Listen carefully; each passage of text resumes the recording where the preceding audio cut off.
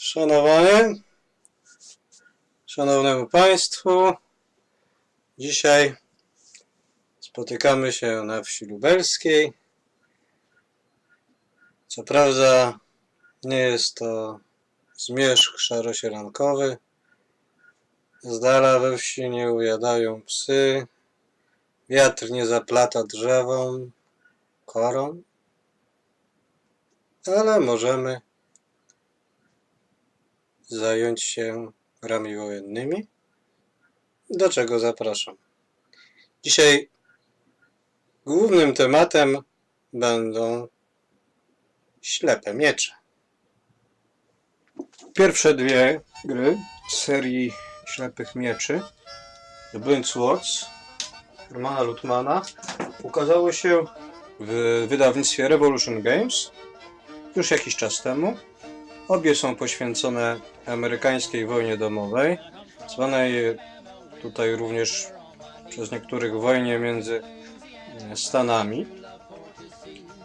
Pierwsza z nich nosi tytuł Stonewall Swords i poświęcona jest bitwie pod Cedar Mountain z roku 1862, z sierpnia. Druga o bitwie stoczonej na innym teatrze działań wojennych pod Pea Ridge w marcu 1962 roku. Jest to próba odzyskania przez konfederatów stanu Missouri na wczesnym, dalekim zachodzie Stanów Zjednoczonych. Kilka słów może na temat bohaterów tych bitew. Otóż na okładce pierwszej z gier mamy fotografię Thomasza Jacksona, generała, zwanego Kamiennym Murem, Stonewall. Bezsprzecznie jest on jednym z dwóch najbardziej popularnych w tradycji, kulturze i historiografii generałów Armii Południa, Armii Konfederacji, zaraz po naczelnym wodzu generale Robercie Lee. Do tego stopnia był on popularny pośród rodzin utrzymujących tradycję dawnego południa, że generał George Patton wspominał, że gdy był dzieckiem, wychowywał się i patrzył na ustawione na honorowych miejscach portrety generałów Lee i Jacksona, myślał, że generał Lee jest Bogiem Ojcem, a generał Jackson jest Jezusem Chrystusem. Stąd taką czcią i taką czcią były otaczane. Z kolei bohaterami drugiej z bitew, takim najbardziej, można powiedzieć, przemawiającym do wyobraźni jest generał Earl von Dorn, również konfederacki generał, kawalerzysta. Tutaj mała dygresja. Kiedyś rozmawiałem z jednym z moich kolegów na temat nazwiska Van Dorn czy von Dorn.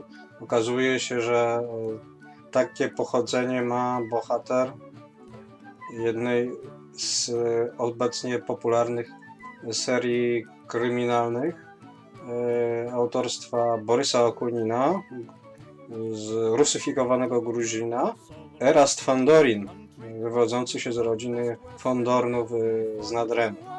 Tutaj mamy von Dorna, który działał na froncie zachodnim wojny secesyjnej i nie raz, nie dwa Armii Północy sprawiał dużo problemów.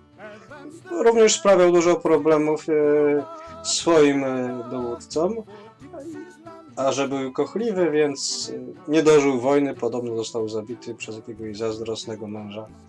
W każdym razie tutaj śmiałym manewrem chciał zaskoczyć Armię Północy, ale do tego stopnia wycieńczył swe własne wojsko, że Armia Północy, której wyszedł na tyły, zwróciła się przeciwko niemu i go pobiła. Taka mniej więcej była w największym skrócie historia tej słynnej bitwy pod Pea Ridge. w wyniku której ostatecznie stan Missouri został stracony dla konfederatów.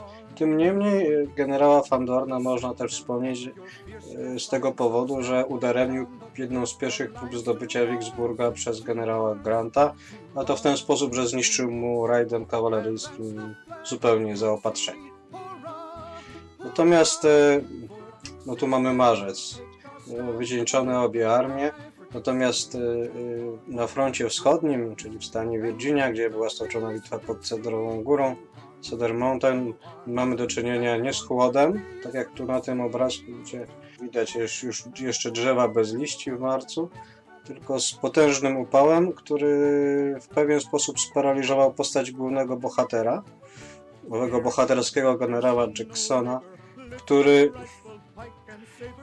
niestety nie był tak sprawny owego dnia i energiczny, jak głosiła jego legenda. A to również z powodu owego gorąca. Czasami tak było. Ten człowiek obok okresów wielkiej energii, gdzie zaskakiwał swoich przeciwników śmiałymi manewrami, miał okresy takiej bierności, pewnego letargu, które sprawiały, że nie zawsze stawał na wysokości zadania. Trochę taki było tego dnia sierpniowego, gdzie dał się zaskoczyć generałowi Banksowi, którego wcześniej sam pobił w Dolinie Shenandoah.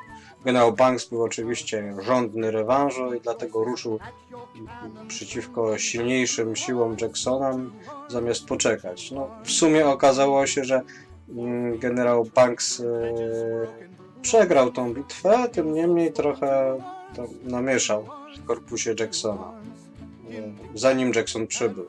Zanim jego generałowie zdążyli się ogarnąć i sprawić, że wojska Konfederacji przeszły do kontrataku.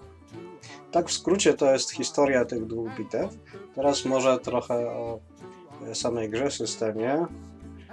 Obie te gry ja zakupiłem nie w pudełku, tylko jak widać w formacie Ziploc. Tutaj mamy strony tytułowe. Po drugiej stronie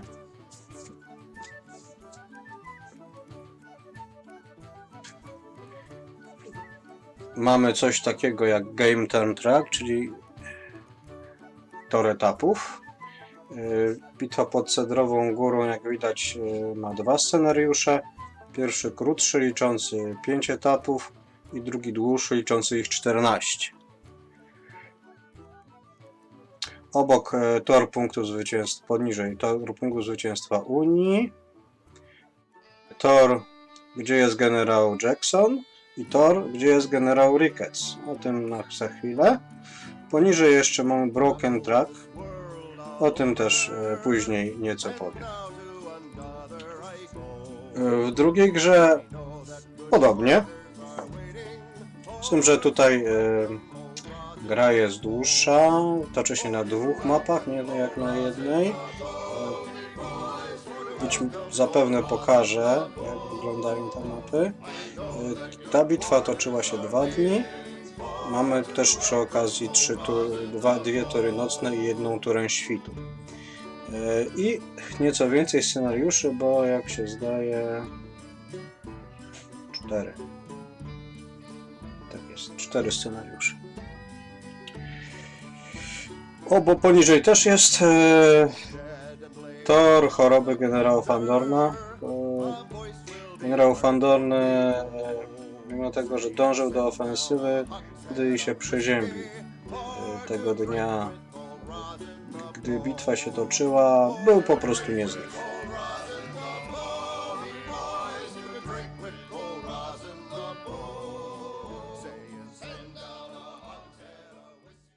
I właśnie w tym momencie następuje koniec części pierwszej, debiutu reżyserskiego naszego kolegi Michała. Zapraszam Was niebawem do obejrzenia części drugiej, poświęconej temu samemu systemowi i tym samym tytułom.